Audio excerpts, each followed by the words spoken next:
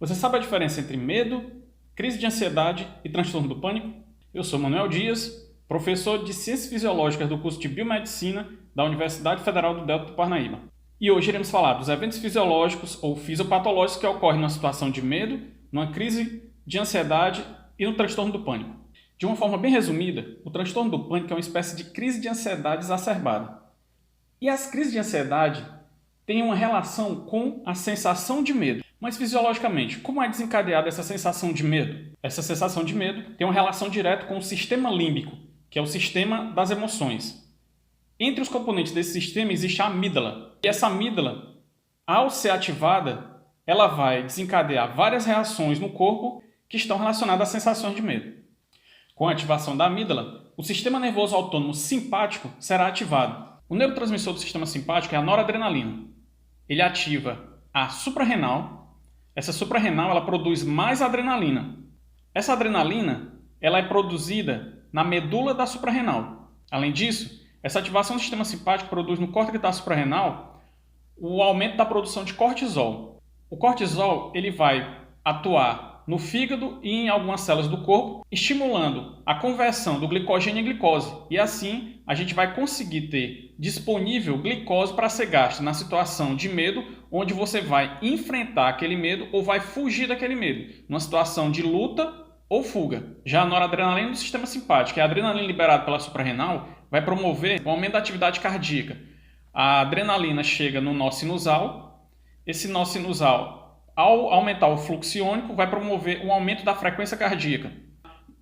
Noradrenalina, liberada pelo sistema simpático, chega no músculo cardíaco, favorecendo o influxo de cálcio, aumentando a força de contração. Então, a pressão costuma aumentar nessas situações. A noradrenalina liberada pelo sistema simpático e a adrenalina presente na circulação, produzida na suprarrenal, chega no intestino, inibindo o plexo mioentérico e o plexo submucoso, que são componentes do sistema entérico.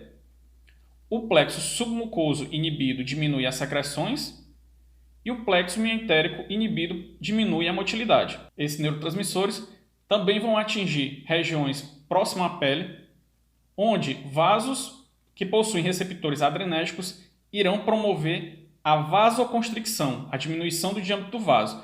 Por isso, o aspecto pálido do indivíduo que está na situação de medo. Ocorrerá atividade simpática também nas glândulas salivares, onde o indivíduo vai ter aquela sensação de boca seca. A sudorese também pode ser característica dessa situação de medo, porque o sistema simpático também irá ativar as glândulas sudoríparas. Com uma pequena exceção, o neurotransmissor do sistema simpático na glândula sudorípara não é adrenérgico, e sim colinérgico, ou seja, é liberado acetilcolina no lugar de noradrenalina. O sistema respiratório também é estimulado, promovendo assim o aumento da frequência respiratória, a broncodilatação para que o indivíduo consiga obter oxigênio de forma mais eficiente e consiga eliminar esse gás carbônico produzido dessa atividade aumentada no organismo. Além disso, a noradrenalina irá promover um aumento da atividade cerebral, tornando o indivíduo alerta a situações de perigo. Então, todos esses efeitos citados são observados numa situação de medo. Na crise de ansiedade, o indivíduo tem todos esses efeitos numa situação de medo.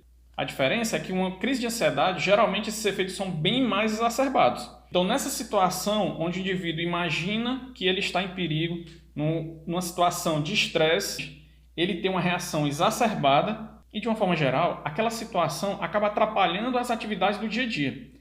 Então, uma situação de medo é uma reação normal a um perigo presente ou iminente. Uma situação de ansiedade, os efeitos, as reações são bem mais exacerbadas, trazendo muitas vezes uma certa dificuldade àquele indivíduo para que ele execute suas funções do dia a dia.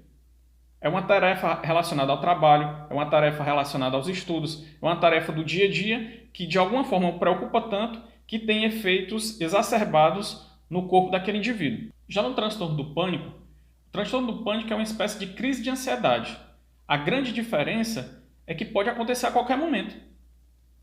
Não existe um perigo real, não existe um perigo eminente. O indivíduo pode estar fazendo suas tarefas normalmente, de repente o indivíduo começa a ter todos os efeitos como se estivesse numa situação de estresse extremo, e aí começa taquicardia, sudorese, aumento da frequência cardíaca, aumento da pressão, palidez, dificuldade digestiva e a sensação que provavelmente seja a mais importante para caracterizar o transtorno do pânico, que é a sensação de morte.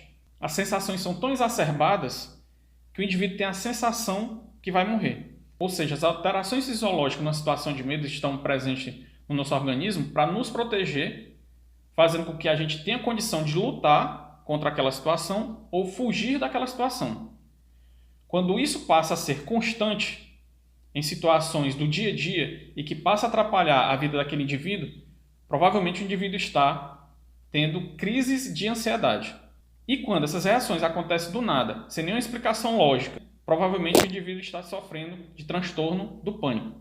Apesar de tudo isso, a boa notícia é que existe tratamento. O tratamento costuma ser eficaz e costuma ter uma boa aceitação do paciente.